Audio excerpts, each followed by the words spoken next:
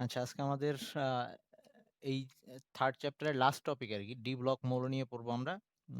আজকেই শেষ করে দেওয়ার চেষ্টা করব টপিকটা। তো কারণ আমরা ডি ব্লক মৌলের যে ইম্পোর্টেন্ট টপিকগুলো ওগুলো আমরা মাঝখানে অলরেডি পড়ে আসছি।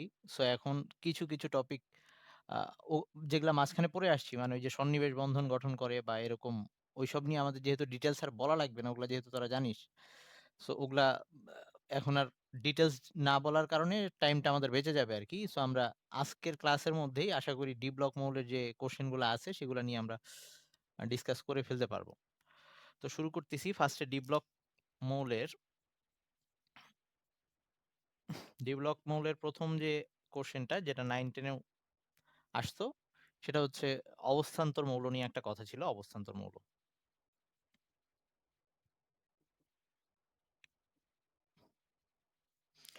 অবস্থান্তর মৌলটার সংজ্ঞাটা কি ছিল যে এটা ২ টা শর্ত আরকি।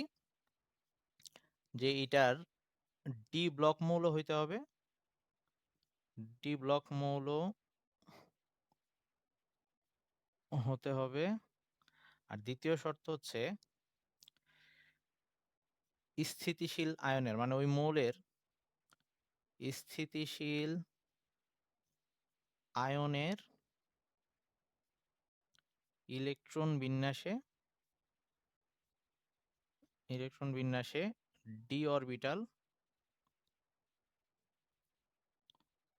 অপূর্ণ থাকতে হবে। অপূর্ণ মানে ডি 1 থেকে 9 এর মধ্যে থাকবে। ডি তো আমরা জানি 10টা ইলেকট্রন থাকে ডি এর মধ্যে, এখানে 1 থেকে 9 এর মধ্যে থাকবে। অপূর্ণ থাকবে। এই ২ টা শর্ত একসাথে মানলে তাহলে সেটাকে আমরা অবস্থান্তর মৌল বলব। তো এরকম কোশ্চেনটা আসতো যে সব আ অবস্থান্তর মৌলই ডি ব্লক মৌল, বাট সকল ডি ব্লক মৌল অবস্থান্তর মৌল না। এরকম একটা উদাহরণ আবার দেখায় দিচ্ছি আমি। যেমন আমরা যদি বলি স্ক্যান্ডিনিয়ামের কথা, স্ক্যান্ডিনিয়ামের ইলেকট্রন বিন্যাসে পুরাটা লিখতেছি না। লাস্টে হচ্ছে আ 3d1 4s2 এরকম হয়। ওকে? আর সামনে হচ্ছে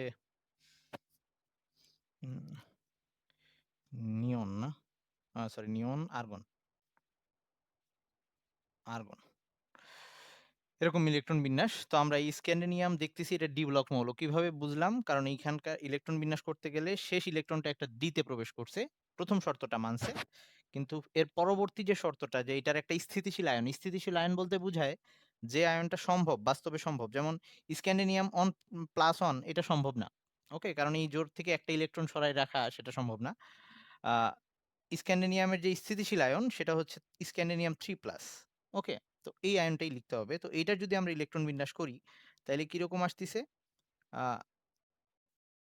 এই লাস্টে এই 3d 0 হয়ে যাচ্ছে, 4s ও 0 হয়ে যাচ্ছে। এখান থেকে ৩ টা ইলেকট্রন চলে যাচ্ছে। 4s থেকে আগে তারপর এটা থেকে।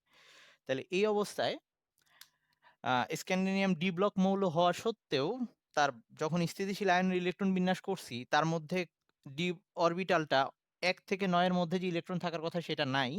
তাইলে সুতরাং স্ক্যান্ডিনিয়াম অবস্থান্তর মৌল হবে না। অবস্থান্তর মৌল না। অবস না এটা 2+ হয় না। কারণ 2+ হইলে এই যে লাস্টে যে বাইরে যে ডি এর একটা ইলেকট্রন থাকে, এই একটাকে সে আর রাখে না, ওটাকেও ছেড়ে দেয়। মানে 2+ হিসেবেও থাকে না। স্ক্যান্ডিনিয়াম 2+ বানায় রাখলেও সে অটোমেটিক আরেকটা ইলেকট্রন ছেড়ে দিয়ে স্ক্যান্ডিনিয়াম 3+ হয়ে যায়। তার মানে সেটা স্থিতিশীল না। ওকে? স্ক্যান্ডিনিয়াম 2+ যদি বানানো হয়, সে তো আর্গনের ইলেকট্রন বিন্যাস অর্জন করতে চাইবে। তাইলে ও 2+ আকারে রাখলেও এই আ 3d যদি আমি ওটা বানাইও, সে অটোমেটিক 3d টা ছেড়ে দিয়ে 3+ এ কনভার্ট হয়ে যাবে। ওকে? কারণ সে চাইবে এই যে নিষ্ক্রিয় গ্যাসে ইলেকট্রন বিন্যাস আনতে। তো স্ক্যান্ডিনিয়াম অবস্থান্তর মৌল না। কেন না? কারণ ২ টা শর্ত একবারে মানে নাই। আবার একই সাথে যেমন আমরা যদি জিংকের ক্ষেত্রে বলি, জিংকের ক্ষেত্রে ব্যাপারটা কিরকম দাঁড়ায়? জিংকের হচ্ছে লাস্টে 3d10 4s2 এরকম হয়। তো জিংকের যদি একটা স্থিতিশীল আয়ন নিই যেটা হচ্ছে জিংক 2+, আই মিন যেটা বাস্তবে এক্সিস্ট করে, সেটার মধ্যে এই অবস্থা। এখানে 3d10 থাকে, 4s0 হয়। ওকে? তাইলে এইটাও যেহেতু ২য় শর্তটা মানে নাই, ডি অরবিটাল অপূর্ণ থাকার কথা, অপূর্ণ না, ডি অরবিটাল পূর্ণ আছে, তাইলে স্ক্যান্ডিনিয়াম জিংকও অবস্থান্তর মৌল না। ওকে? জিংক অবস্থান্তর মৌল না। তো এখন একটা বাকি হ্যাঁ, জিংক আর স্ক্যান্ডিনিয়াম ২ টাই অবস্থান্তর মৌল না। এখন এই জিঙ্ক আর স্ক্যান্ডিয়াম বাদে ভেতরে আর যতগুলা মৌল আছে, আই মিন ওই ভ্যানাডিয়াম, তারপরে হচ্ছে টাইটেনিয়াম, ক্রোমিয়াম, আয়রন, ম্যাঙ্গানিজ, এরা সবাই অবস্থান্তর মৌল হবে। আমরা দুই একটা দেখি, যেমন আয়রনের জন্য যদি বলি, আয়রনের জন্য আয়রন হচ্ছে 26, আয়রন 26, তো এখানে 3d6 থাকে, 4s2 থাকে। তাহলে আয়রন 2+ যদি আমি ইলেকট্রন বিন্যাস করি, বা আয়রন 3+ও করা যায়, কারণ আয়রনের 2+ও এক্সিস্ট করে, 3+ও এক্সিস্ট করে, যদিও 3+টা বেশি স্টেবল। এই ক্ষেত্রে আমাদের এখান থেকে 4s0 হয়ে যাবে, 3d6 চলে আসবে, তার মানে এই ডি অরবিটালটা 1 থেকে 9 এর মধ্যে আছে। এই ডি অরবিটালটা 1 থেকে 9, ওই ইলেকট্রন যে ডি অরবিটালে অপূর্ণ অবস্থায় আছে, তাইলে এই আয়রন Fe অবস্থান্তর মৌল। একটা জিনিস ভুল করা যাবে না, সেটা হচ্ছে আমি আয়রন অবস্থান্তর মৌল কি না এটা দেখার জন্য আয়রনের ইলেকট্রন বিন্যাস করলাম, আয়নের ইলেকট্রন বিন্যাস করলাম, কিন্তু লেখার সময় কিন্তু এই পরমাণুটাকেই লিখবো, মানে মৌলটাকেই লিখবো, আমি আয়ন লিখবো না। আমি কখনো লিখবো না যে সুতরাং Fe2+ অবস্থান্তর মৌল, এরকম লিখবো না, আমি লিখবো Fe অবস্থান্তর মৌল। আমি ওটাকে জাজ করার জন্য ওর আয়নের ইলেকট্রন বিন্যাস করছি।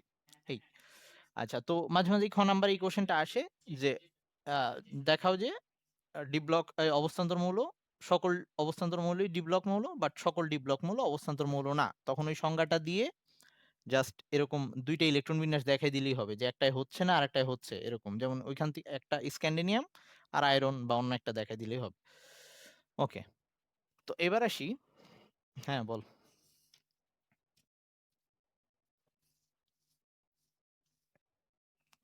কেন? কেন না?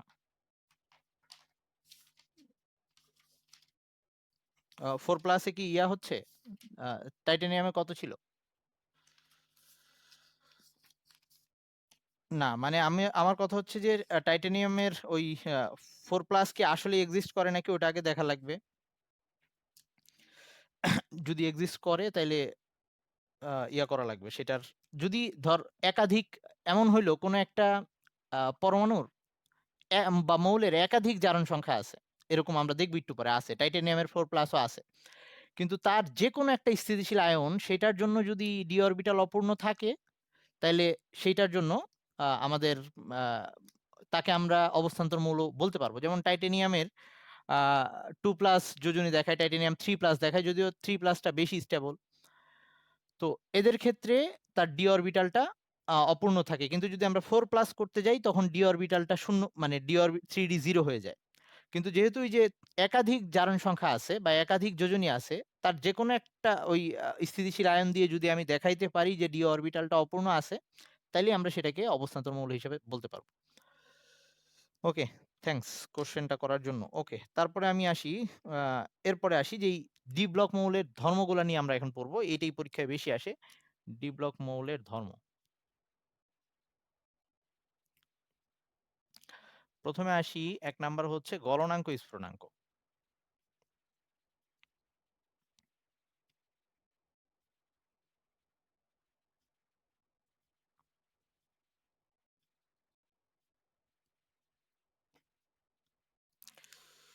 বা শুধু গলনাঙ্ক নিয়ে লিখতেছি, মানে পরীক্ষায় মেবি গলনাঙ্ক নিয়ে বেশি আসে।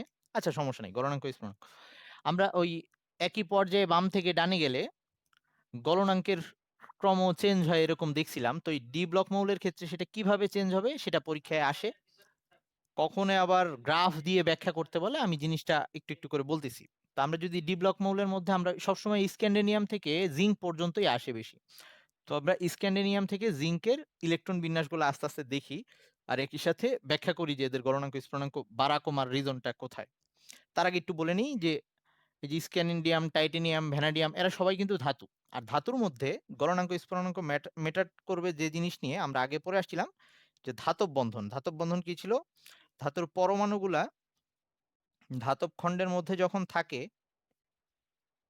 তখন তাদের বাইরের শেলের ইলেকট্রনটা বাইরে বেরোয় আসে। আমরা একদম প্রথম দিকে পড়ে আসছিলাম। আর তখন ওই বাকি অংশটা একটা পজিটিভ চার্জে চার্জিত হয়ে যায় আর কি। এটাকে আমরা 9-10-এ পড়ে আসছিলাম, যেটাকে পারমাণবিক শ্বাস বা অ্যাটমিক কোর বলে। বাইরের শেলের ইলেকট্রনগুলো বেরোয় ছোটাছুটি করতে পারে, সেগুলোকে আমরা মুক্ত ইলেকট্রন বলতাম। তো এই ক্ষেত্রে যে ব্যাপারটা হইতো, এই যে পরমাণু থেকে ইলেকট্রন বের হয়ে গেছে সে তো পজিটিভ হয়ে গেছে, সে পজিটিভ, তার মাঝখানে একটা ইলেকট্রন, পাশে যে আরেকটা পরমাণু পজিটিভ হয়ে গেছে, তাদের মধ্যে একটা বন্ধন সৃষ্টি হইতো, মানে এই পজিটিভটা এই ইলেকট্রনকে টানতো, এই ইলেকট্রনটা এই পজিটিভকে টানতো, এভাবে একটা বন্ধন হয়ে যাইতো। এই বন্ধনটাকে আমরা বলতাম ধাতব বন্ধন। আর এখানে ইলেকট্রনগুলো ফিক্সড না, ইলেকট্রনগুলো ছোটাছুটি করতেছে, এইটা এইখানে আসতেছে, এইটা আবার ওখানে যাচ্ছে, পুরা খণ্ডের মধ্যে ছোটাছুটি করতো। একদম এই চ্যাপ্টারের প্রথম লেকচারে আমরা এটা নিয়ে পড়ে আসছিলাম, ওই যে পর্যাবৃত্ত ধর্মের মধ্যে গলনাঙ্ক স্থূনাঙ্ক। তো আমরা এই ক্ষেত্রে ব্যাখ্যাটা দিব ওটা দিয়েই, যে ধাতব বন্ধনটা যত শক্তিশালী হবে এই ক্ষেত্রে, আর ধাতব বন্ধনটা কিভাবে শক্তিশালী হইতো, এই যে দুইটা আয়নের মধ্যে ইলেকট্রন সংখ্যা যত বেড়ে যাইতো, মানে মুক্ত ইলেকট্রনের সংখ্যা যত বেশি বা ছোটাছুটি করা ইলেকট্রনের সংখ্যা যত বেশি হইতো, তত ধাতব বন্ধন তত শক্তিশালী হইতো। আচ্ছা, সহজ কথায় মানে সঞ্চারণশীল ইলেকট্রনের প্রাপ্যতা যত বেশি থাকবে, অ্যাভেলেবিলিটি যত বেশি থাকবে। ওকে, আচ্ছা এবার আসি, তাহলে আমাদের প্রথমটাই যদি আসে, আমাদের স্ক্যান্ডিনিয়াম। স্ক্যান্ডিনিয়ামের বাইরের শেল ইলেকট্রন বিন্যাসটা হচ্ছে এরকম, স্ক্যান্ডিনিয়াম 21। আমি শুধু বাইরেরটা লিখতেছি, যে বাইরে হচ্ছে 3d অরবিটাল, এই 4s অরবিটাল, 3d তে একটা। তাহলে এই ক্ষেত্রে এর এই যে এটা মুক্ত ইলেকট্রন হিসেবে ছোটাছুটি করতে পারে, তো এই ক্ষেত্রে তাদের মুক্ত ইলেকট্রন যেহেতু আছে, তো এরা ধাতব বন্ধন গঠন করবে, এবং এর গলনাঙ্ক যেটা হবে, গলনাঙ্কটাকে আমি এই পাশে লিখতেছি 1541°C। ওকে, এগুলা তোদের মুখস্থ করা লাগবে না, যদিও গলনাঙ্কের মান মুখস্থ করা লাগবে না। এটার গলনাঙ্ক হচ্ছে 1541°C, এগুলা কিন্তু মেল্টিং পয়েন্ট লিখতেছি। ওকে, তারপরে স্ক্যান্ডিয়ামের পরে ভ্যানাডিয়ামে যদি যাই, সরি টাইটেনিয়ামে যদি যাই, টাইটেনিয়াম সেটা হচ্ছে 22, তার মধ্যে ডি অরবিটালে, সরি এটা 4s, এই যে কিছু লিখতে ভুলে গেলে আবার আমাকে বলিস কিন্তু। 3d 4s2, এই অবস্থা, এখানে দুইটা, তার মানে এবার এই যে মাঝখানে ছোটাছুটি করা ইলেকট্রনের সংখ্যা এটা বেড়ে গেছে।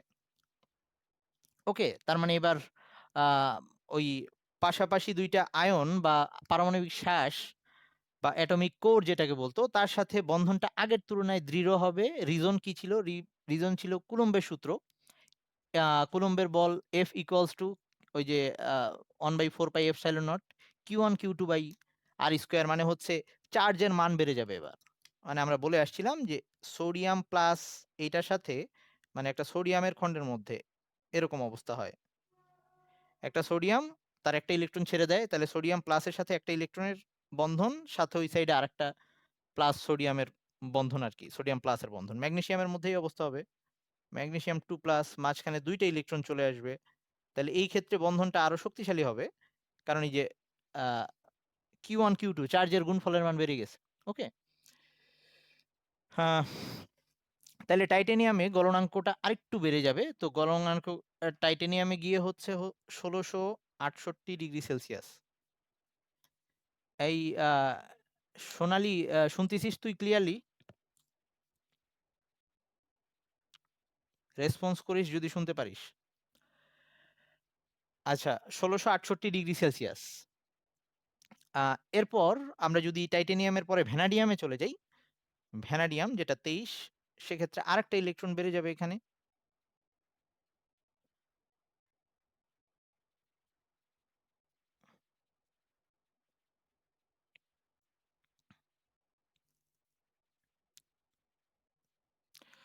তো এই ক্ষেত্রে আমাদের ও sorry sorry sorry sorry sorry sorry sorry sorry thanks, এই ক্ষেত্রে আমাদের আহ, মুক্ত ইলেকট্রনের বা ছোটাছুটি করা সঞ্চরণশীল ইলেকট্রন আরো বেড়ে গেছে, 3টা চলে আসছে, তাহলে এই ক্ষেত্রে গলনাঙ্কটা আরেকটু বেড়ে যাবে, এটা হবে 1910°C। এগুলো কিন্তু মুখস্থ করা লাগবে না। ওকে, এখন এই পর্যন্ত ইয়ের সংখ্যা বাড়তে থাকলো, আর কি ইলেকট্রনের সংখ্যা বাড়তে থাকলো। এরপর গিয়ে ক্রোমিয়ামে কি অবস্থা হয়, আমি এইখানেই মুছে আবার লিখতেছি, তো ক্রোমিয়ামে এই অবস্থা হবে, ক্রোমিয়াম 24। এই ক্ষেত্রে যেটা হয়, এই ক্রোমিয়ামের ব্যতিক্রম ইলেকট্রন বিন্যাস ছিল।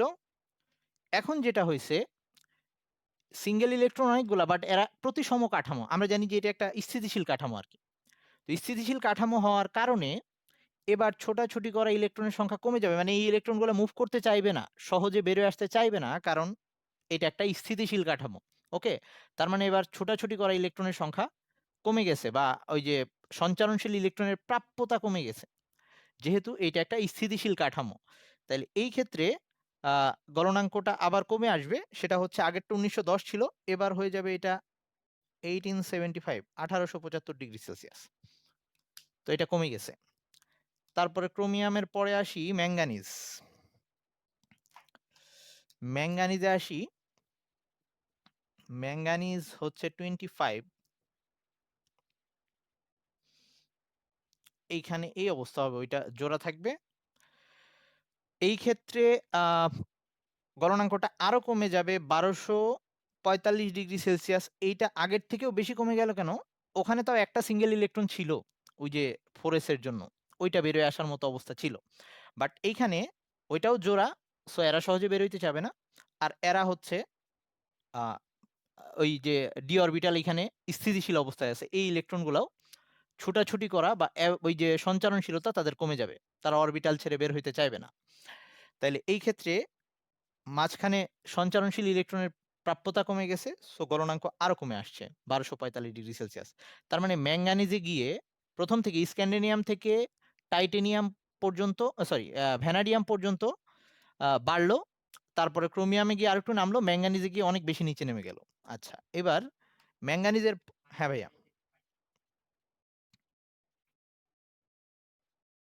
হ্যাঁ 3D থেকেও ইলেকট্রন বেরিয়ে আসতে পারবে, কারণ 4s আর 3D শক্তি কাছাকাছি।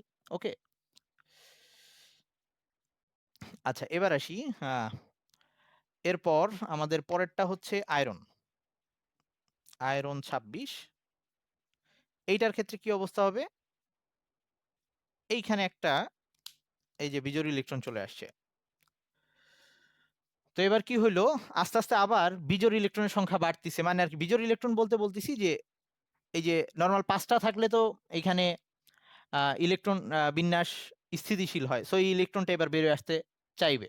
তার মানে আবার আগেরটায় তো ইলেকট্রন ছিল না বের হওয়ার মতো, বা ইলেকট্রন বের হওয়ার প্রবণতা কমে গেছিল, এবার ওরকম আরেকটা ইলেকট্রন আসছে, সো গলনাঙ্কটা আবার একটু বেড়ে যাবে আগের তুলনায়। তো 1245 ছিল, এইবার সেটা হয়ে গেছে 1536, 1536°C।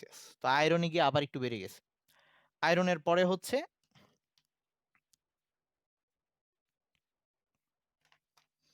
আয়রনের পর হচ্ছে, আচ্ছা আবার উপরে চলে আসি, আয়রনের পর হচ্ছে কোবাল্ট।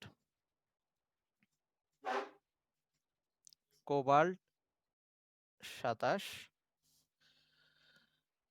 তো এই ক্ষেত্রে এই যে এরকম এই দুইটা ইলেকট্রন এবার বাইরে বেরোয় আসবে। ওকে, কারণ তাইলে ওই যে 3d5 হয়ে আসতেছে, এরকম একটা অবস্থা, মানে ওই দুইটা ইলেকট্রন এখন অ্যাভেলেবেল হয়ে গেছে বাইরে বেরিয়ে আসার জন্য, তার মানে আবারও অ্যাভেলেবিলিটি বাড়তিছে, তাহলে এইটার তুলনায় আবার এটার গলনাঙ্ক বেড়ে যাবে।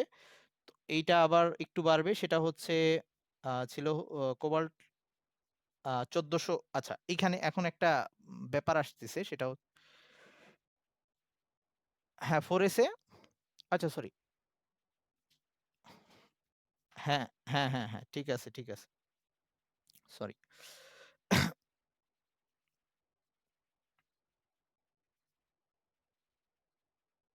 ওকে, তারপরে হচ্ছে কোবাল্টের গলনাঙ্কটা একটু ওয়েট।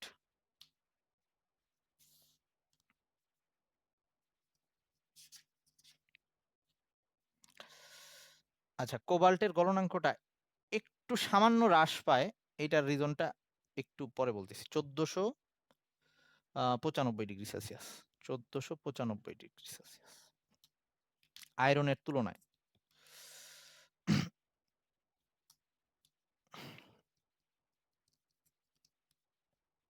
কারণ এই ক্ষেত্রে আহ, আকারের ব্যাপারটা চলে আসে। 1400, যদিও এটা মোটামুটি কাছাকাছি, 1400 ইয়া 1536, 1495°C।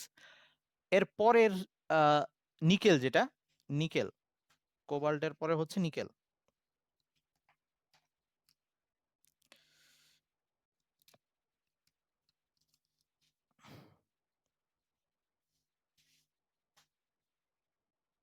নিকেল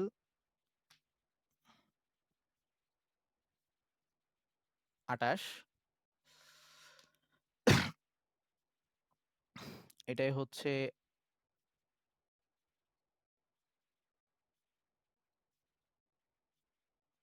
তিনটা। এবার এই অবস্থা, ওকে। তার মানে এবার এই যে ছোটাছুটি করা ইলেকট্রন যেগুলা, এই যে ছোটাছুটি করা ইলেকট্রনের সংখ্যাগুলো এবার প্রথমে আগেরটাই ছিল হচ্ছে আয়রনে ছিল হচ্ছে 4টা। আচ্ছা, আমি আয়রনে একটা কি ভুল করে আসছি? আয়রনে কোনটাকে বলছিলাম? আয়রনে বলছিলাম এটা বেরোয় আসার কথা, তাই না? এরকম একটু ভুল করে ফেলছি। মানে আয়রনে যে সঞ্চারণশীল ইলেকট্রন অ্যাকচুয়ালি এগুলা, ওকে। সঞ্চারণশীল ইলেকট্রন অ্যাকচুয়ালি এগুলা।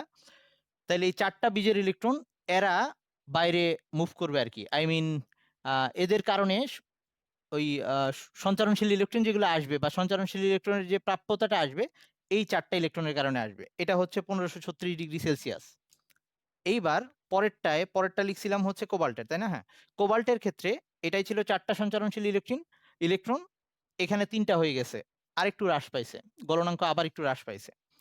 এবার 2টা সঞ্চারণশীল ইলেকট্রন চলে আসছে। এইবার গলনাঙ্ক আরো হ্রাস পাবে, সেই ক্ষেত্রে সেটা চলে আসছে হচ্ছে 1453°C। 1453°C। ওকে, এবার লাস্ট যদি আমরা কপার আর হচ্ছে জিঙ্কে চলে আসি। কপারের ক্ষেত্রে কপার 29, আচ্ছা এখানে লিখি কপারের ক্ষেত্রে আমি কোথাও ইলেকট্রন বিন্যাস ভুল টুল লিখলে বলিস আবার। একটার মধ্যে দিয়ে আরেকটা করতেছি তো মনে হয়। আচ্ছা, এবার একটু ভুল করছি। কপার তো ব্যতিক্রম, 3d10 4s1। ওকে, তাহলে কপারের ক্ষেত্রে আবার দেখতেছি যে আমাদের সঞ্চারণশীল ইলেকট্রন আরো কমে আসছে, মাত্র একটা আসছে। এরা যেহেতু স্টেবল হয়ে গেছে, তাহলে এদের এইটার গলনাঙ্ক আবার কমে আসবে। তো 1453 থেকে আরো কমে যাবে, সেটা হয়ে যাবে হচ্ছে 1083°C। আর লাস্ট জিঙ্ক 30, এইটার জন্য যদি আসি, তাইলে জিঙ্কের মধ্যে অ্যাকচুয়ালি ছোটাছুটি করার মতো ইলেকট্রন সবচেয়ে কম।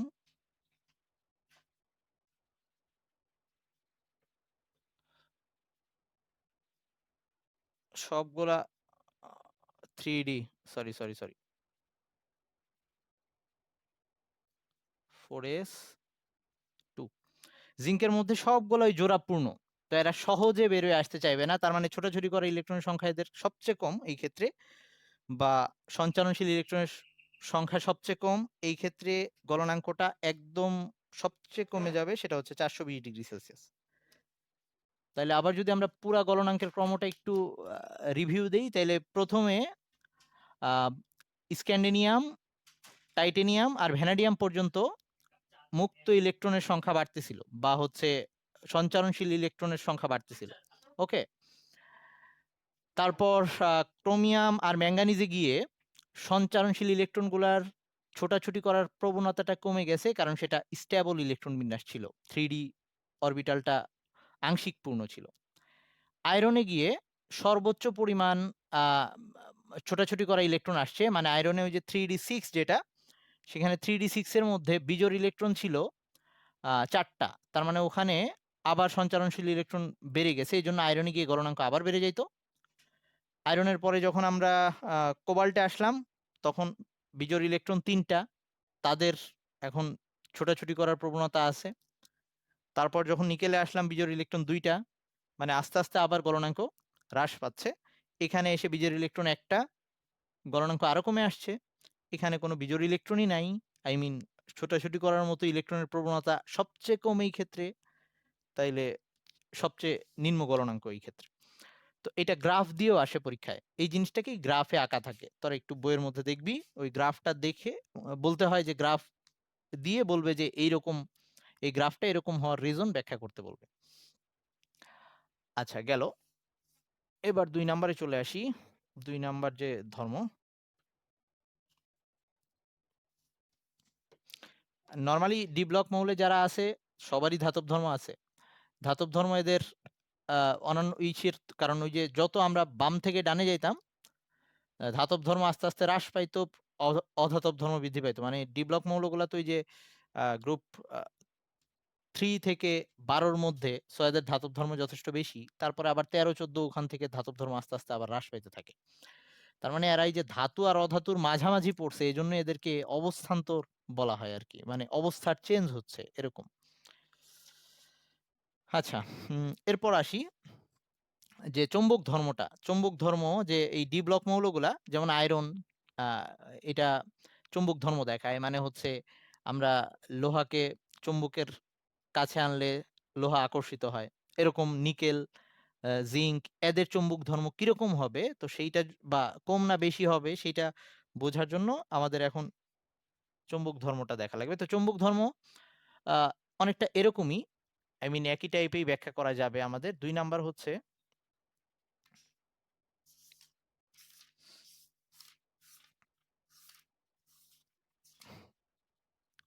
চৌম্বক ধর্ম বা ম্যাগনেটিক ধর্ম যেটাই বলি।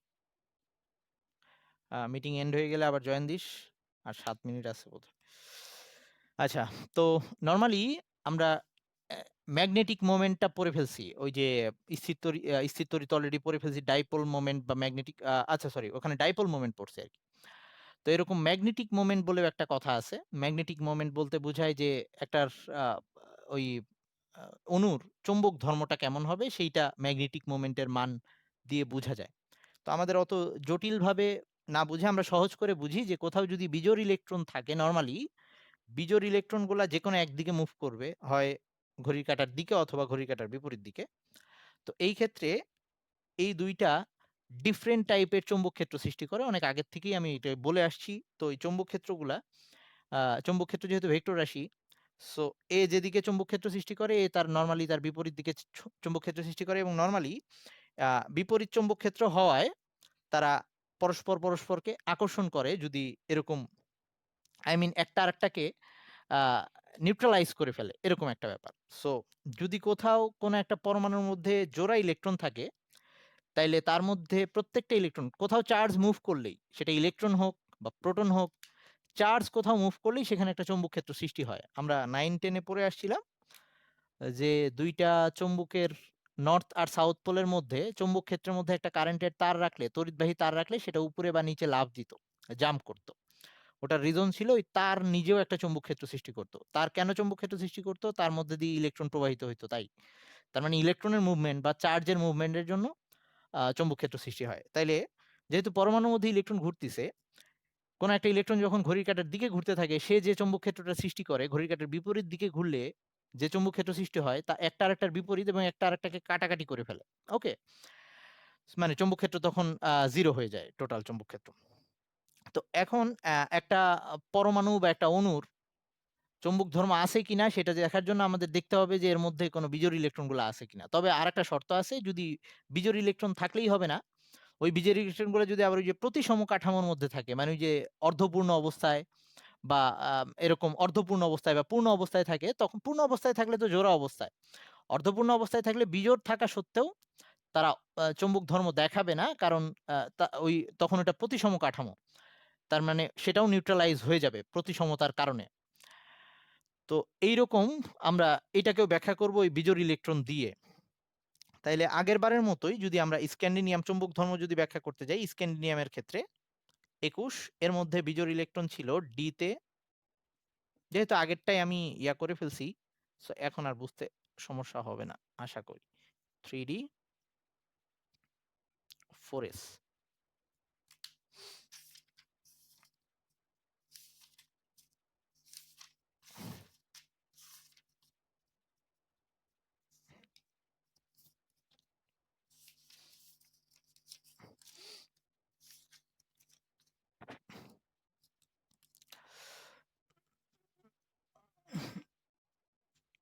আচ্ছা, এবার আসি আহ নরমালি আমাদের চৌম্বক, যারা এই চৌম্বক দ্বারা আকর্ষিত হয় এইরকম পদার্থগুলাকে, আমাদের এই চৌম্বক পদার্থগুলাকে আমরা কয়েকটা টাইপে ভাগ করতে পারি। একটা হচ্ছে ডায়াম্যাগনেটিক।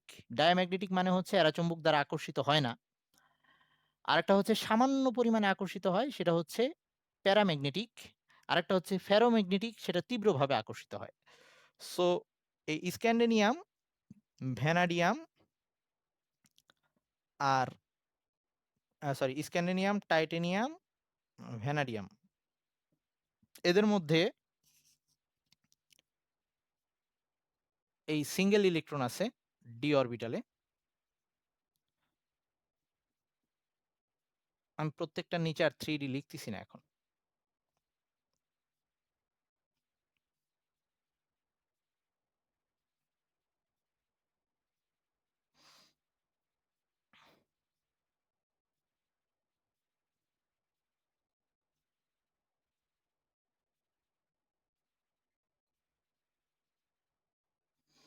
ওকে, তো এরা আস্তে আস্তে এদের এদের চৌম্বক ধর্মটা আস্তে আস্তে বাড়তেছে এবং এরা প্যারাম্যাগনেটিক। এরা হচ্ছে প্যারাম্যাগনেটিক। প্যারাম্যাগনেটিক।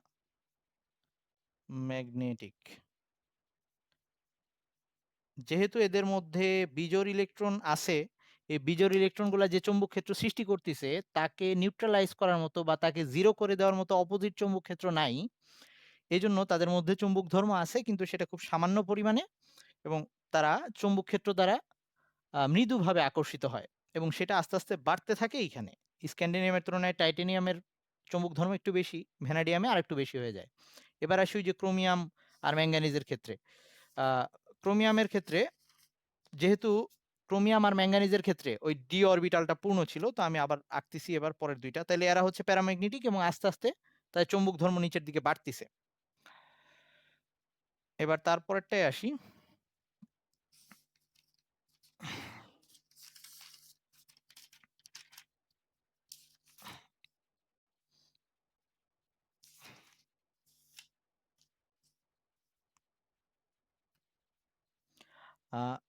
এটা হচ্ছে ক্রোমিয়াম।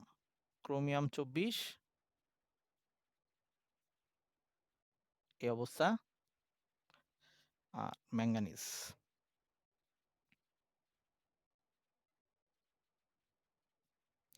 ম্যাঙ্গানিজ 25। এদের মধ্যে যে অবস্থাটা হয়েছে, এদের সবারই বিজোড় ইলেকট্রন আছে এবং অনেকগুলো আছে। এখানে প্রায় বিজোড় ইলেকট্রন 1টা 2টা 3টা 4টা 5টা 6টা বিজোড় ইলেকট্রন। আর এই ক্ষেত্রে হচ্ছে বিজোড় ইলেকট্রন 5টা। বাট এরা ওই যে প্রতিসম কাঠামো হওয়ার কারণে এইখানেও ইলেকট্রন সুষমভাবে মুভমেন্ট করার কারণে এইখানেও চৌম্বক ক্ষেত্র সৃষ্টি হয় না, এদের ডাইপোল মোমেন্ট শূন্য হয়। সো এরা প্রতিসম কাঠামো থাকার কারণে এদের ম্যাগনেটিক ধর্ম নাই। ম্যাগনেটিক ধর্ম নাই মানে আর কি, সব দিকে ইলেকট্রন ঘনত্ব সমান। আই মিন সব দিকে সুষমভাবে ইলেকট্রন মুভমেন্ট করার কারণে এই ক্ষেত্রে ম্যাগনেটিক ধর্ম নেই। এইবার আসি তারপরে আবার আয়রনে যদি যাই।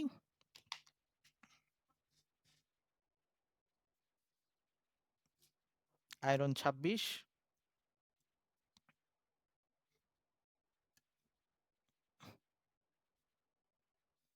আচ্ছা, আমাদের টাইম প্রায় শেষের দিকে, আরেকবার জয়েন দে। ওকে, আয়রনের ক্ষেত্রে এইরকম ইলেকট্রন বিন্যাস, 26টা ইলেকট্রন। তো এই ক্ষেত্রে বিজোড় ইলেকট্রন সবচেয়ে বেশি। এইখানে কিন্তু বিজোড় ইলেকট্রন 6টা ছিল, কিন্তু ওইটা সুষম কাঠামোর কারণে ওটাকে আমরা বলছি ওটার ম্যাগনেটিক ধর্ম নাই। যেগুলার ম্যাগনেটিক ধর্ম আছে তার মধ্যে আয়রনের সবচেয়ে বেশি, বিজোড় ইলেকট্রন 4টা। ওকে, তো আয়রন হচ্ছে ফেরোম্যাগনেটিক, মানে আয়রনকে আমরা জানি যে লোহাকে চুম্বকের সাথে ঘষলে এটা চুম্বকে পরিণত করা যায়।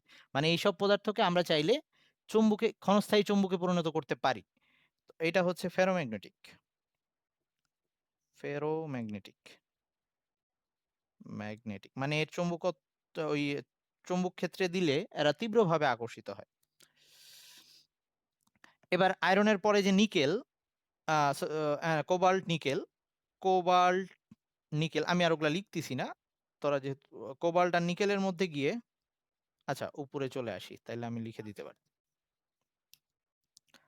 কোবাল্ট আর নিকেল, কোবাল্ট 27, নিকেল 28। এদের মধ্যে আবার ওই বিজোড় ইলেকট্রন হ্রাস পাচ্ছে আর কি। কোবাল্টে গিয়ে 3টা আর নিকেলে গিয়ে 2টা। তার মানে এদের চুম্বক ধর্ম আছে বাট আবার হ্রাস পাচ্ছে, তো চুম্বক ধর্ম হ্রাস পাচ্ছে। চুম্বক ধর্ম হ্রাস।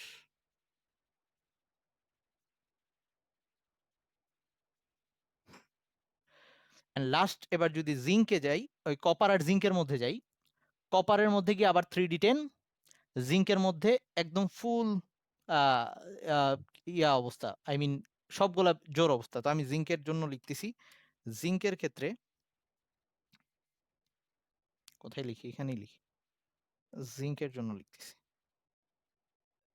জিঙ্ক 30, তার মধ্যে একদম সবগুলা জোর অবস্থায়। তার মানে এইখানে প্রত্যেকটি ইলেকট্রন যে চৌম্বক ক্ষেত্র সৃষ্টি করতেছে তার অপোজিট চৌম্বক ক্ষেত্র সৃষ্টি হচ্ছে তার সাথে যে জোড়া ইলেকট্রন সেটা দিয়ে, টোটাল কাটাকাটি হয়ে 0 হয়ে যাচ্ছে, এর কোনো রকম চৌম্বক ধর্ম নাই। তো এটা হচ্ছে ডায়াম্যাগনেটিক।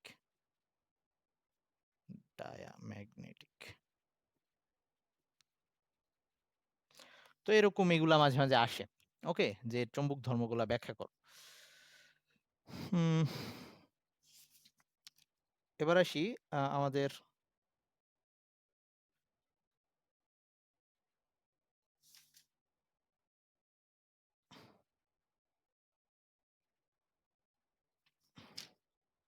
এর পরের যে ধর্মটা, সেটা হচ্ছে এরা রঙিন যৌগ গঠন করে। চৌম্বক ধর্ম বললাম, এখন হচ্ছে 3 নাম্বার, এরা রঙিন যৌগ গঠন করে। এইটা খুব ইম্পর্টেন্ট, বারবার এই কোশ্চেনগুলো আসে, এবং আমরা যেহেতু সন্নিবেশ বন্ধন পড়ে ফেলছি, এখন এটা আমাদের কঠিন কিছু লাগবে না। সো এইটা একটু বলে দিই।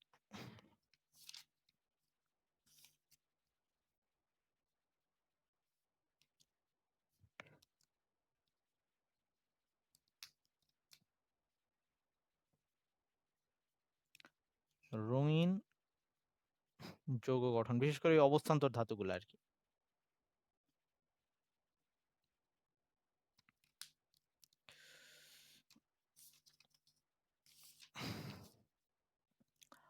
তো আমরা যেমন ধর যদি বলি যে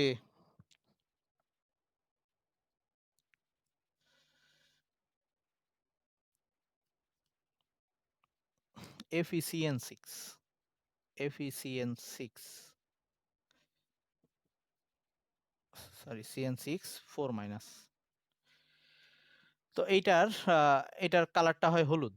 ওকে, তো এইটার কালারটা হলুদ হচ্ছে, এরা কালার কিভাবে দেখাচ্ছে সেটা যদি আমরা একটু ব্যাখ্যা করতে চাই।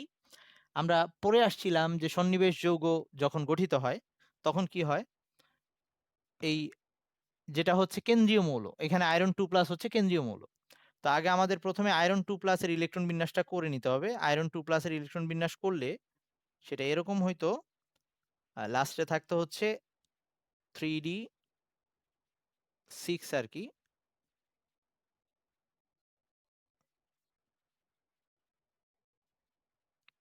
আর 4s0 হইতো। সেটা নিয়ে এখন আপাতত আমাদের মাথা ব্যথা নাই।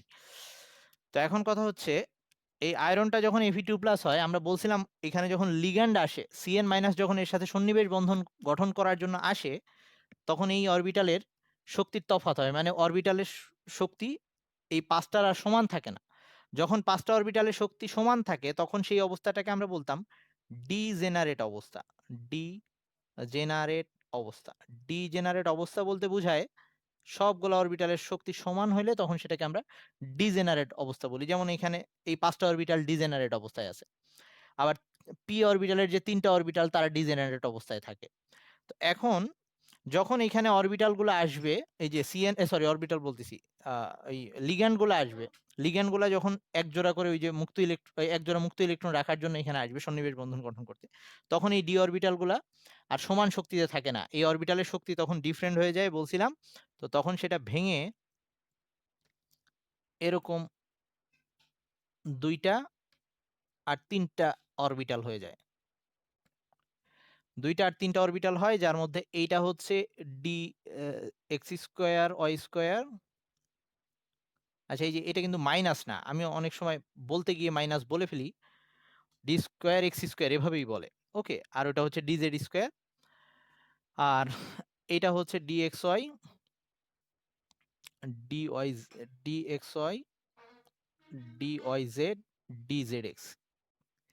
কেন এই 3টাই নিচে আসলো, কেন ওই 2টা উপরে আসলো? বলছিলাম যে এদের মধ্যে এই dx², y² আর dz², এদের ইলেকট্রন অরবিটাল গুলা যদি আমরা দেখি, এদের ক্ষেত্রে অরবিটালের মধ্যে যে ইলেকট্রন গুলো আছে বা এদের যদি কাঠামোটা দেখি, অরবিটাল কাঠামো, এদের মধ্যে ইলেকট্রন গুলা প্রায় সব দিকে ছড়ানো, মানে সুষমভাবে প্রায় সব দিকে ছড়ানো, আর এটা ক্ষেত্রে দুইটা অক্ষের মধ্যে সীমাবদ্ধ ছিল। তো এরা একটু কম বিকশিত হয়, এজন্য এদের শক্তিটা কমে যায়, মানে ওই যে লিগ্যান্ডের অরবিটাল দ্বারা কম বিকশিত হয়, এর একটু বেশি বিকশিত হয়, এই জন্য শক্তিটা বেশি হয়ে যায় এদের। আচ্ছা, তো এই অবস্থায় হইলে তখন এই যে এই 6টা ইলেকট্রন আবার নতুন ভাবে সাজাইতে হইতো, এই যে এরকম 6টা ইলেকট্রন তখন এই যে ইসের নীতি অনুযায়ী, হুন্ডের নীতি অনুযায়ী প্রথমে হচ্ছে এই আউবাউ নীতি অনুযায়ী আগে নিম্ন শক্তির অরবিটাল ফিল আপ করতো, আর হুন্ডের নীতি অনুযায়ী ওই যে প্রথমে একটা একটা করে দিব সবগুলাতে, তারপরে আবার জোড়া পূর্ণ করব, এই অবস্থা হইতো। এগুলো আমাদের এখন জানা। তো এখন যেটা হয়েছে, এই দুইটা স্তরের মধ্যে একটা শক্তির তফাৎ হয়েছে, দুইটা স্তরের যেহেতু সমান শক্তি নাই, এইখানকার যে শক্তি সেটাকে আমি ডেল্টা ই দিয়ে দেখাইলাম, এবং এই দুইটা শক্তি উপরের শক্তি স্তর আর নিচের শক্তি স্তরের যে নতুন নাম সেটা আমরা বলছিলাম যে এটাকে আমরা ইজি দিয়ে বলি, আর এটাকে T2G দিয়ে বলতাম। এখন যেটা হবে, এটা এখন কালার দেখাবে কেন, আমরা নর্মালি বর্ণ দেখতাম কেন, ওই যে 9 বা ছোটবেলায় পড়ে আসছিলাম যে কোনো একটা বস্তুর উপরে আলো পড়লে সে যে অংশটা শোষণ করে, বাকি অংশ যেটা আমাদের চোখে রিফ্লেক্ট করে সেটাকে আমরা দেখি, এরকম একটা ব্যাপার ছিল। তো এখানেও ব্যাপারটা তাই হবে, যেহেতু এই দুইটা শক্তি স্তরের মধ্যে তফাৎ আছে। তো আমি যখন এটাকে এই যে রাখছি আমাদের এই রুমের মধ্যে, তো তখন কি হবে, এই যে এখান থেকে যে বাইরের আলো যখন এখানে এসে পড়বে, তার মানে এখানে সূর্যের আলো বা ওই যে 7টা কালার আর কি, বেনিয়া সহকালা সবগুলা কালার এখানে একসাথে এসে পড়লো। তো পড়ার পর এই ইলেকট্রনগুলো শক্তি শোষণ করে লাফ দিয়ে এখানে যাবে।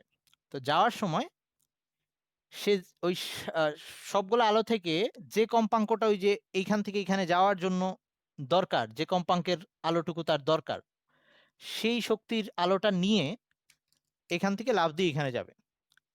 তাইলে আমার এখানে যখন আলো এসে পড়বে এই অরবিটালে, যেহেতু অরবিটাল ফাঁকা আছে উপরে, ইলেকট্রনগুলো শক্তি নিয়ে লাফ দিয়ে উপরের স্তরে যাওয়ার চেষ্টা করবে এবং যাবে। তখন কি হবে, যে অংশটা এই যে বেনিয়া সহকলার 7টা কালারের মধ্যে যে কালারটা বা যে তরঙ্গ দৈর্ঘ্যের আলোটা সে শোষণ করে নিছে, বাকি আলোগুলা সবগুলা মিলে আমার চোখে আসবে, বাকি আলোগুলা আসবে, এবং ওই বাকি আলোগুলা মিলে যে নতুন আলোটা হবে, যে কালার হবে, সেটাকে আমরা সম্পূরক বর্ণ বলি। তার মানে যে আলোটুকু সে শোষণ করে নিল সেটা বাদ দিয়ে বাকি যেগুলা সে বিকিরণ করে দিচ্ছে, তারা সবগুলা মিলে যে কালারটা হবে সেটাকে আমরা সম্পূরক বর্ণ বলি। কথাটা কি বোঝা গেল? ধর 7টা রং থেকে একটা রং সরাই ফেললাম, একটা রং সরাই ফেলে বাকি 6টা রং মিশাইলে নতুন যে কালারটা হবে, তাই ধর আমরা লাল রং সরাই ফেলছি, বাকি 6টা মিলে যে কালার হয়েছে সেই কালারটাকে বলবো লাল বর্ণের সম্পূরক বর্ণ। ওকে, তার মানে যে আলোটা সে সরাই ফেললো আমরা দেখব তার সম্পূরক বর্ণটা। সবাই কি বুঝতে পারতেছিস? এই আবির বুঝছিস? আচ্ছা, ওকে।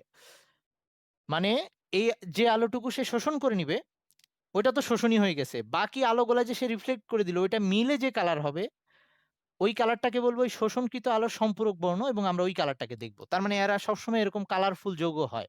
তাহলে কালারফুল যৌগ গঠন করার জন্য এদের শর্তটা কি হবে? শর্তটা হবে এই যে অরবিটাল ফাঁকা থাকা লাগবে, ওকে, যাতে ওখানে লাফ দিয়ে ইলেকট্রন যাইতে পারে। যদি আমরা ইসের ক্ষেত্রে বলি, এই যে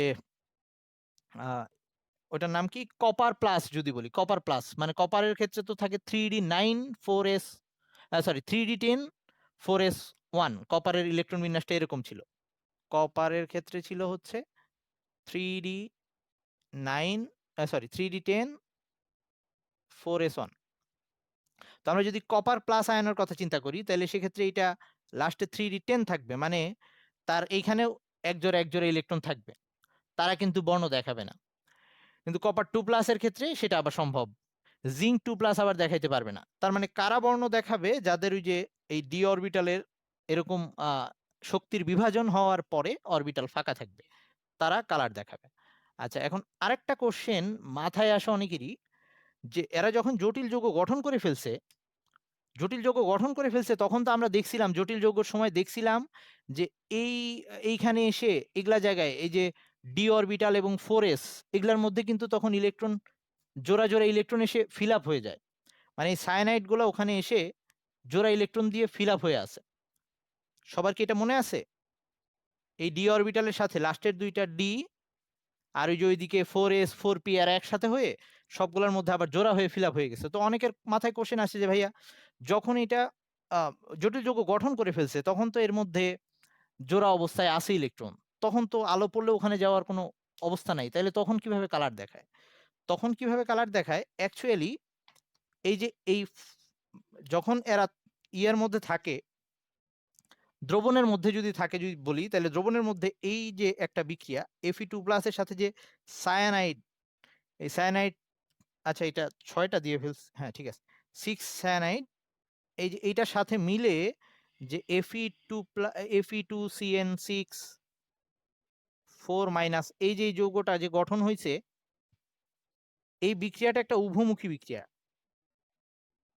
মানে হচ্ছে আমি যখন দ্রবণে এঁকে রাখছি, দ্রবণে এই জিনিসটা বারবার চলতিছে, সায়ানাইড এর সাথে যুক্ত হচ্ছে, আবার এই যে উল্টা বিক্রিয়াটা দুইটাই চলতিছে। তার মানে একবার কিন্তু সায়ানাইড যখন আসতিছে তখন কিন্তু এই অরবিটালগুলো আবার ভাঙতিছে, এরকম কাহিনীটা বারবার হচ্ছে। এই যে এই লিগ্যান্ডগুলো ওর কাছে আসতিছে, এটা ভেঙে যাচ্ছে, তখন আবার আলো পড়তিছে, তার মানে এটা বারবার হচ্ছে, ভিতরে হচ্ছে, মানে এটা কমপ্লিটলি এরকম হয়ে আছে এরকম না। ওকে, উভমুখী বিক্রিয়াটা চলার কারণে আমরা ওটাকে কালার দেখতে থাকবো। ওকে, কারণ এটা বারবার হচ্ছে দ্রবণের মধ্যে। আরো একটা ব্যাপার, কিছু কিছু যৌগ, ধর আমি যদি বলি যে আয়রন FeCl3, ওকে FeCl3, এটা তো জটিল যৌগ না, নর্মাল, কিন্তু এটাও কালার দেখাচ্ছে। ওকে, এটার কালার হচ্ছে বাদামি, আবার FeCl2 এটার কালার হচ্ছে সবুজ। ওকে, তো এরা কেমনে কালার দেখায় ভাইয়া? এটা তো ইয়া নাই, জটিল যৌগ না, এরা নর্মাল যৌগ, কারণ এগুলা এখানে সন্নিবেশ যৌগ গঠন করে নাই। এরা জটিল যৌগ না ঠিক আছে, কিন্তু এদেরকে যখন আমি পরিবেশে উন্মুক্ত করে রাখবো, এই যে এখানে যে Fe2+ আছে, Fe2+, আমরা জানি কি পরিবেশে বাতাসে জলীয় বাষ্প আছে, জলীয় বাষ্প মানে H2O আছে, আর আমরা অলরেডি জেনে আসি যে H2O লিগ্যান্ড হিসেবে কাজ করে। তার মানে আমরা যখন এদেরকে খোলা অবস্থায় রেখে দিছি, তখন বাতাসের এই যে পানির অণুগুলা, তারা এর সাথে সন্নিবেশ বন্ধন গঠন করবে এবং তখন এরা কালার দেখাবে। কথা ক্লিয়ার হয়েছে? তাই সবাই বুঝছি সেইটুক, যে তার মানে এরা যে নরমাল অবস্থায় কালার দেখাচ্ছে তখনও অ্যাকচুয়ালি সন্নিবেশ বন্ধন গঠন হচ্ছে, কোথার থেকে আসতেছে, তখন ওই যে বাতাসের যে পানির অণু আছে সেগুলো এদের সাথে বন্ধনটা গঠন করতেছে। ওকে, এটা নিয়ে অনেকের কনফিউশন থাকে, আজকের পরে কনফিউশন থাকবে না। আর এটা যদি আমি সন্নিবেশ বন্ধন না পড়াইতাম প্রথমে, জীবনেও কিছু বুঝতে পারতি না। ওকে, আচ্ছা, তো এখন যেহেতু আমাদের সন্নিবেশ বন্ধন পড়া হয়ে গেছে, এই জন্য এই জিনিসগুলো সহজ লাগতেছে, বা আমারও বুঝাইতে কম কষ্ট করতে হচ্ছে। আচ্ছা, এবার আশা করি তোদের মাথা গরম হয়ে গেছে, আরেকটু টাইম নিব, কারণ ওইটুকু ঝুলায় রাখতে চাচ্ছি না, ওইটুকু শেষ করে দিয়ে যাচ্ছি। এটা হচ্ছে 4 নাম্বার হচ্ছে এরা পরিবর্তনশীল যোজনী দেখায়। পরিবর্তনশীল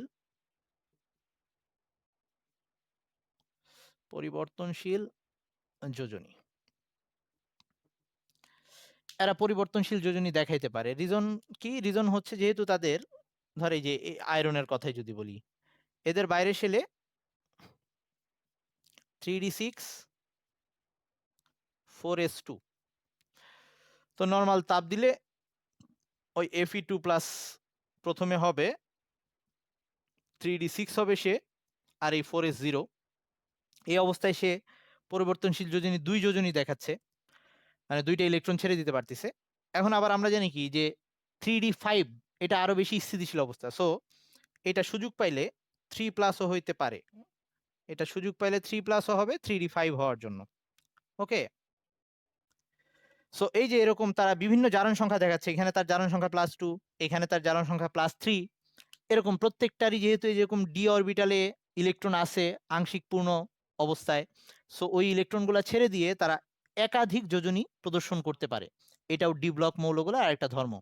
ম্যাঙ্গানিজ অনেকগুলা যোজনী দেখায়, তারপর হচ্ছে এই ক্রোমিয়াম অনেকগুলা যোজনী দেখায়। জারণ সংখ্যা যোজনী ওই একই অবস্থা আর কি, এই জারণ সংখ্যা হচ্ছে চিহ্ন সহ।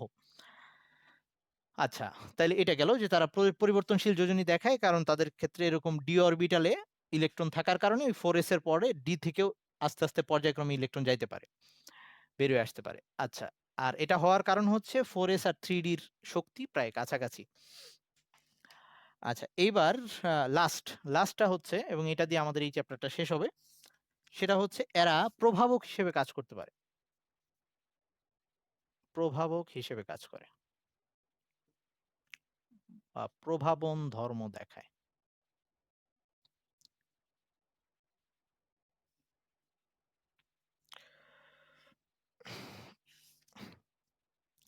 9-10 আমরা পড়ে আসছিলাম, এই বিক্রিয়াটা খুব কমন একটা বিক্রিয়া ছিল যে ইথিনের সাথে হাইড্রোজেন বিক্রিয়া করার সময় এখানে আমরা 200°C তাপমাত্রা আর নিকেল প্রভাবক দিতাম, তাইলে এখানে CH3 হয়ে যেত। তো এইখানে এই ব্যাপারটা নিকেল কেন দেওয়া লাগতো বা নিকেল দিলে বিক্রিয়াটা দ্রুত হইতো, প্রভাবকের কাজ কি বিক্রিয়ার গতি বাড়ায় দেয়, অবশ্য কিছু কিছু ক্ষেত্রে হ্রাসও করে দিতে পারে, সেটা আমরা পরে দেখব। মানে 4 নাম্বার চ্যাপ্টারে এই প্রভাবন ক্রিয়া নিয়ে আবার ডিটেলস আছে, তখন আমরা পড়বো। এখানে যে ব্যাপারটা হচ্ছে যে নিকেলের যে আমরা খণ্ডগুলা দিব বা নিকেলের যে টুকরাটা, ধর এটাই সে নিকেল, তো আমরা জানি তার মানে এখানে অসংখ্য নিকেল পরমাণু আছে, ধর এটা নিকেল,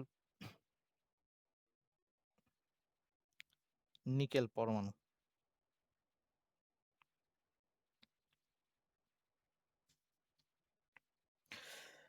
তো এখন নরমালি বিক্রিয়া হওয়ার জন্য কয়েকটা শর্ত আছে। বিক্রিয়া হওয়ার একটা শর্ত হচ্ছে অণুগুলার মধ্যে সংঘর্ষ হইতে হবে। কারণ অণুগুলার মধ্যে সংঘর্ষ হইলেই হবে না, সংঘর্ষ আবার একটা ন্যূনতম শক্তিতে হইতে হবে। মানে ব্যাপারটা এরকম যে ধর আমরা কি করতে যাচ্ছি, তোদের বিরক্ত লাগলে বলিস। ধর আমরা এরকম করতে যাচ্ছি, আহ এইটা হচ্ছে আমাদের একটা অণু, এটা আরেকটা অণু, আমরা চাচ্ছি এই অণুটার একটা অংশ মানে একটা প্রতিস্থাপন বিক্রিয়া করতে যাচ্ছি, এইটা এখানে চলে আসবে, এটি এখানে চলে আসবে, মানে এরকম একটা প্রতিস্থাপন বিক্রিয়া ঘটবে। তো এটা করার জন্য আমাদের যেটা করা লাগবে, প্রথম কাজ হচ্ছে এই দুইটা অণুর মধ্যে সংঘর্ষ হইলেই নাই বাকি পার্টটা খুলে সেইখানে লাগার চান্স আছে, তার মানে সংঘর্ষ হইতে হবে, এটা একটা ব্যাপার। এখন সংঘর্ষ হইলেই হবে না, সংঘর্ষটা একটা মিনিমাম শক্তি নিয়ে হইতে হবে, কারণ এই হেডটা খুলে আসতে হবে ওখান থেকে। আমি যদি সংঘর্ষ করলাম বাট সেটা পর্যাপ্ত হইল না, এটা কখনোই খুলবে না। তার মানে সংঘর্ষ হওয়ার তারপরে দ্বিতীয় শর্ত হচ্ছে একটা মিনিমাম শক্তি নিয়ে হইতে হবে। এখন মিনিমাম শক্তি নিয়ে হইলো, কিন্তু সেইটা যদি এইখানে হয়, ধর এইখানে আমার বন্ধন, আমার এইখানে সংঘর্ষ না হয়ে এই জায়গায় সংঘর্ষ হইলো, কোনো লাভ নাই, কখনোই এই বন্ধন ভাঙবে না। তার মানে অবশ্যই একটা নির্দিষ্ট দিক থেকে হইতে হবে। তার মানে তিনটা ব্যাপার, সংঘর্ষ হইতে হবে, নির্দিষ্ট শক্তি একটা মিনিমাম শক্তি নিয়ে হইতে হবে এবং নির্দিষ্ট দিক থেকে হইতে হবে। তাইলে এই যে সংঘর্ষ ঘটাবো, যদি এরা গ্যাসের অণু হয়, গ্যাসের অণু হয়, গ্যাসের অণুগুলা সবাই ছোটাছুটি করে, কখন কার সাথে সংঘর্ষ হবে এবং কত শক্তি নিয়ে হবে এটা কিন্তু এখানে ঠিকভাবে আমি করতে পারতেছি না, কারণ এরা এলো পাথারি ছোটাছুটি করতেছে, সংঘর্ষটা ওরকম জুৎসই ভাবে হবে কিনা। তো এইটা ঠিক করার জন্য আমরা যেটা করতেছি, নিকেল যখন দিয়ে দিব তখন যে সুবিধাটা হবে, এই হাইড্রোজেন গুলা এই নিকেলের উপরে এসে, হাইড্রোজেনের অণুগুলা নিকেলের উপরে এসে, নিকেলের যেহেতু যে ডি অরবিটাল ফাঁকা আছে, বা এরা যেহেতু আমরা জানি ডি ব্লক মৌলগুলোর যেহেতু ডি অরবিটাল ফাঁকা থাকে, এই ডি অরবিটালের সাথে তার এই বন্ধনটাকে ভেঙে দিয়ে ডি অরবিটালের ওই ফাঁকা ডি অরবিটালের সাথে বন্ধন করে এই নিকেলের সাথে হাইড্রোজেন একটা বন্ধন সৃষ্টি করবে ফার্স্টে, তাদের নিজেদের বন্ধন ভেঙে যাবে।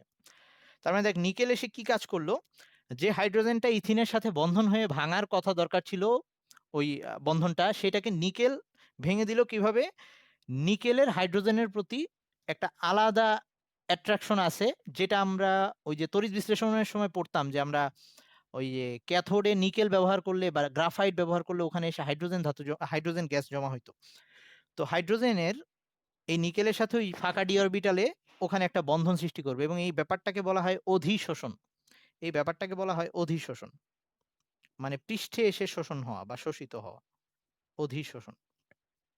তাহলে এবার কি হইলো, হাইড্রোজেনের বন্ধনটা ভেঙে গেছে। তাহলে এইবার তারপরে এইখানে এই CH2 আসবে, এইখানে এই CH2 আসবে, আমি এগুলার ভিডিও দেখাবো যদি 4 নাম্বার চ্যাপ্টার পড়ানোর সময়।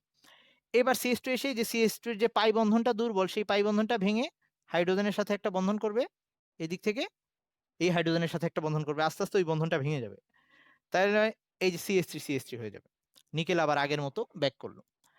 তাহলে এই ক্ষেত্রে যে ব্যাপারটা হবে, নিকেল এসে বিক্রিয়াটাকে সহজ করে দিল, হাইড্রোজেনটার বন্ধনটা ভেঙে দিয়ে এই কাজটাকে সহজ করে দিল, যেটা আমাদের ওয়েট করা লাগতো কখন তারা সংঘর্ষ হবে সেটা নিয়ে। তাহলে এরা প্রভাবক হিসেবে কাজ করতে পারে। তো এই প্রক্রিয়া যে প্রভাবক হিসেবে কাজ করলো, এটাকে আমরা অধিশোষণ তত্ত্ব বলি, এটা হচ্ছে অধিশোষণ তত্ত্ব। আরেকটা প্রক্রিয়ায় তারা প্রভাবক হিসেবে কাজ করে, সেটা দেখে শেষ করতেছি। আশা করি অনেক বিরক্ত করে ফেলছি আজকে। একটু ওয়েট। আমরা 9-10 আরেকটা বিক্রিয়া পড়ছিলাম। SO2 ওই যে সালফিউরিক অ্যাসিড প্রস্তুতকরণের সময়। এটা একটা উভমুখী বিক্রিয়া হইতো, এরকম SO3 তৈরি হইতো। এখানে ভ্যানাডিয়াম পেন্টঅক্সাইড আর ওই যে তাপমাত্রা চাপ লাগতো 400 থেকে 500 ডিগ্রি সেলসিয়াস, এরকম একটা লাসাতিলের নিচের মধ্যে আসতো এটা। আচ্ছা, এইখানে এই V2O5 এটাও কিন্তু এই যে ডি ব্লক মৌল, অবস্থান্তর মৌল ভ্যানাডিয়াম। তো এই V2O5 দিয়ে আমরা এই বিক্রিয়াটা ঘটাচ্ছি।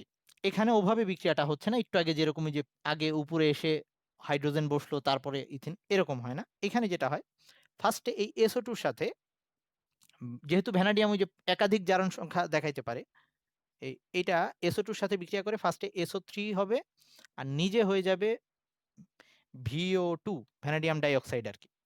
এটা ভ্যানাডিয়াম পেন্টাঅক্সাইড ছিল। আমাদের এটা সমতা করার জন্য এখানে মেবি একটা 2 দিলেই হয়ে যাবে। হ্যাঁ, 5 আর 2 7। ওকে, ফার্স্টে এই ভ্যানাডিয়াম পেন্টাঅক্সাইড সালফার ডাইঅক্সাইডের সাথে বিক্রিয়া করে সালফার ট্রাইঅক্সাইড বানাবে আর নিজে ভ্যানাডিয়াম ডাইঅক্সাইড হয়ে যাবে, যেহেতু তার জারণ সংখ্যা এখানে কিন্তু চেঞ্জ হয়েছে। এখানে সে একবার ছিল হচ্ছে, প্রথমে ছিল তার জারণ সংখ্যা এখানে প্লাস, অক্সিজেন হচ্ছে 5টা হচ্ছে -10, তার মানে এখানে হচ্ছে তার +5, মানে অক্সিজেন 5টার হচ্ছে -10 আর এখানে ভ্যানাডিয়ামের প্রত্যেকটার +5 করে, যাতে টোটাল যৌগটা শূন্য হয়। এখানে তার জারণ সংখ্যা হচ্ছে +5 আর ওখানে হচ্ছে অক্সিজেন 2টার -4, আর তাহলে এটা হইতে হবে +4, তাহলে ওই যে টোটাল জারণ সংখ্যা শূন্য হবে। তাহলে এই যে ভ্যানাডিয়াম তার জারণ সংখ্যা চেঞ্জ করার মাধ্যমে, পরিবর্তনশীল যোজনী দেখানোর মাধ্যমে বা পরিবর্তনশীল জারণ সংখ্যা দেখানোর মাধ্যমে ফার্স্ট এই SO2 কে SO3 কে কনভার্ট করলো। তা আমরা আবার কি জানি যে প্রভাবক বিক্রিয়া শেষে অপরিবর্তিত থাকে। পরবর্তীতে এই VO2 এটাই আবার অক্সিজেনের সাথে বিক্রিয়া করবে। আচ্ছা, এখানে আমি একটু সমতা করে দিই। এটা কিন্তু সমতার জন্য হাফ দেওয়া লাগবে এখানে। হাফ O2 এটার সাথে বিক্রিয়া করলে এই VO2 যেটা ছিল এটা আবার V2O5 হয়ে যাবে। এই আমার বিক্রিয়া কমপ্লিট হয়ে গেছে। তাহলে এবার এই দুইটা বিক্রিয়াকে যদি আমি যোগ করি, এইটা আর এটা কাটাকাটি চলে যাবে। এই দিক থেকে এইটা আর এটা কাটাকাটি চলে যাবে। থাকতেছে শুধু SO2 প্লাস হাফ O2, এখান থেকে SO3 হয়ে গেছে। তার মানে এই বিক্রিয়াটাও ভ্যানাডিয়াম পেন্টঅক্সাইড এসে সহজ করে দিল। এমন না যে ভ্যানাডিয়াম পেন্টঅক্সাইড না দিলে বিক্রিয়াটা হবে না, এরকম না, কিন্তু দ্রুত হয়ে গেল। ভ্যানাডিয়াম পেন্টঅক্সাইড এসে দ্রুত এটাকে কনভার্ট করতে সহায়তা করলো। এখন তোদের কোশ্চেন থাকতে পারে যে ভাইয়া আমি তো দেখতেছি যে অক্সিজেন ছাড়াই আমি ভ্যানাডিয়াম পেন্টঅক্সাইড দিয়ে SO3 বানায় ফেলতে পারি, তাহলে আবার অক্সিজেন দেওয়ার দরকার কি?